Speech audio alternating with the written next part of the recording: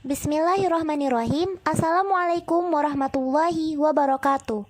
Perkenalkan, kami dari kelompok 3 Teologi Islam yang diampu oleh Bapak Dosen Muhammad Ridwan Effendi SPDI ingin mempresentasikan persoalan utama teologi Islam, yaitu iman, kufur, nifak, dan syirik. Kelompok kami beranggotakan 3 orang, yaitu Muhammad Naufal Al-Fariji, Nindya Dwi Setianingsih, dan Kisti Dalahia. Mari kita sama-sama simak penjelasan dari kelompok kami. Pengertian iman. Iman menurut etimologi berarti percaya atau membenarkan, melakukan pembenaran dari hati. Menurut terminologi atau istilah, berarti mempercayai atau meyakinkan sepenuh hati yang diwujudkan melalui lisan dan perbuatan. Dalam bahasa Arab, iman diambil dari kata kerja amana yukminu, yang berarti percaya atau membenarkan. Dengan demikian, iman kepada Allah adalah membenarkan dengan hati bahwa Allah itu benar-benar ada dengan segala sifat keagungan dan kesempurnaannya. Dalil tentang iman terdapat pada surat Al-Hujurat ayat 15. Sesungguhnya orang-orang yang beriman itu hanyalah orang-orang yang percaya kepada Allah Subhanahu wa taala dan Rasul-Nya. Kemudian mereka tidak ragu-ragu dan mereka berjuang berjihad dengan harta jiwa mereka pada jalan Allah Subhanahu wa taala. Mereka itulah orang-orang yang benar.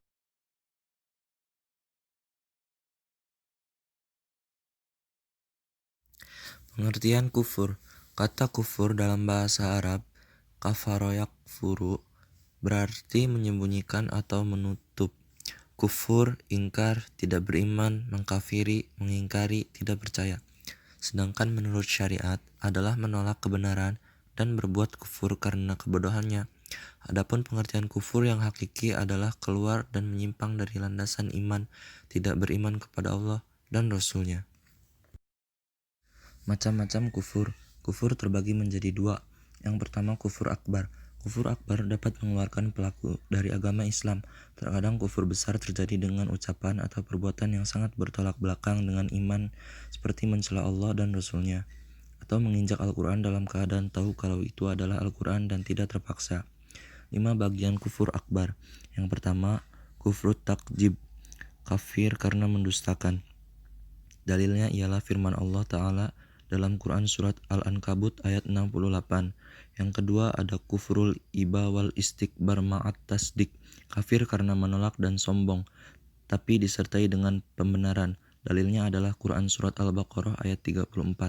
Yang ketiga ada kufrus syak, kafir karena ragu. Dalilnya adalah firman Allah Quran Surat Al-Kahfi ayat 35-38. 4. Kufurul irad, kafir karena berpaling. Dalilnya ialah firman Allah dalam Quran surat Al-Ahqaf ayat 3. Yang kelima, kufrun nifak, kafir karena nifak. Dalilnya adalah Quran surat Al-Munafikun ayat 3. Yang kedua, kufur asgar, kufur yang tidak menjadikan pelakunya keluar dari agama Islam, disebut sebagai kufur amali yang dosanya disebutkan dalam Al-Quran, dan as-sunnah sebagai dosa kufur, tetapi tidak mencapai derajat kufur besar. Yang termasuk ke dalam kufur asgar diantaranya yaitu kufur nikmat Allah, membunuh, dan bersumpah selain nama Allah. Dalil tentang kufur asgar. Wa man lam yahkum bima anzalallahu faulaika humul kafirun. Dan barang siapa tidak memutuskan perkara dengan hukum yang diturunkan Allah, maka mereka adalah orang-orang kafir. Quran Surat Al-Maidah ayat 44. Pengertian syirik. Syirik ialah menyamakan Allah dengan suatu benda, objek, atau apapun makhluk Allah dalam ibadah, sembahan, dan berdoa meminta kepada selain Allah. Syirik adalah segala sesuatu yang dapat membatalkan tauhid atau mencemarinya. Syirik merupakan salah satu dosa yang paling besar. Allah tidak mengampuni orang musyrik yang mati di atas kesyirikannya. Allah Ta'ala berfirman dalam surat An-Nisa ayat 48. Bismillahirrahmanirrahim. Innallaha la yaghfiru ayyushraka bihi wa yaghfiru ma duna dzalika liman yasha. Yang artinya, sesungguhnya Allah tidak akan mengampuni dosa syirik dan Dia mengampuni segala dosa yang selain dari syirik itu bagi siapa yang dikehendakinya. Quran Surat An-Nisa ayat 48. Lalu, syirik juga merupakan penyekutuan Allah dengan yang lain, misalnya pengakuan kemampuan ilmu daripada kemampuan dan kekuatan Allah, pengabdian selain kepada Allah dengan menyembah patung, tempat keramat, kuburan, dan kepercayaan terhadap keampuhan peninggalan nenek moyang yang diyakini akan menentukan dan memengaruhi jalan kehidupan.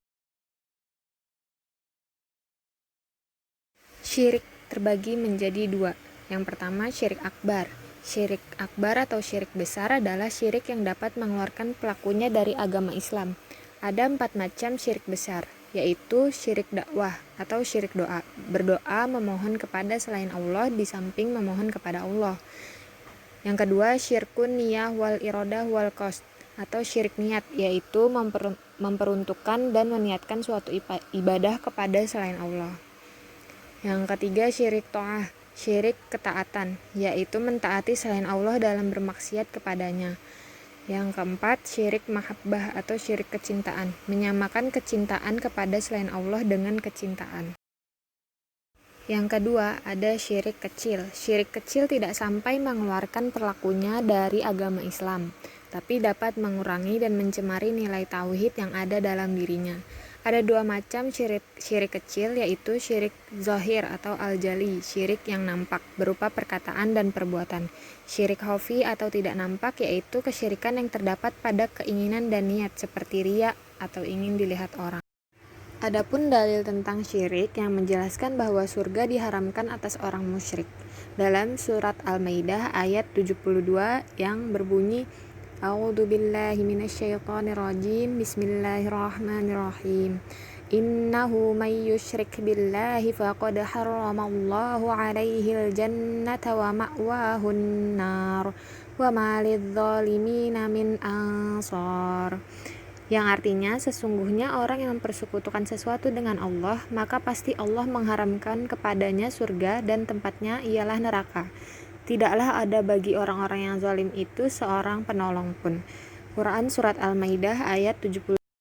Lalu dalil yang kedua ada dalam Surat Al-An'am ayat 88. Bismillahirrahmanirrahim. Walau asyraku lahabita anhum ma kanu ya'malun. Yang artinya, seandainya mereka mempersekutukan Allah, niscaya lenyaplah dari mereka amalan yang telah mereka kerjakan. Quran Surat Al-An'am ayat 82. Materi selanjutnya adalah nifak. Pengertian nifak. Nifak, an-nifaku berasal dari kata nafaqa yunafiqu nifaqan wa munafaqatan yang diambil dari kata an-nafiqa.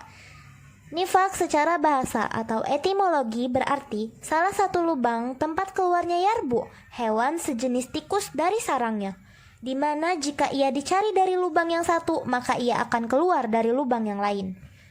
Dikatakan pula, ia berasal dari kata an-nafaku, nafak, yaitu lubang tempat bersembunyi.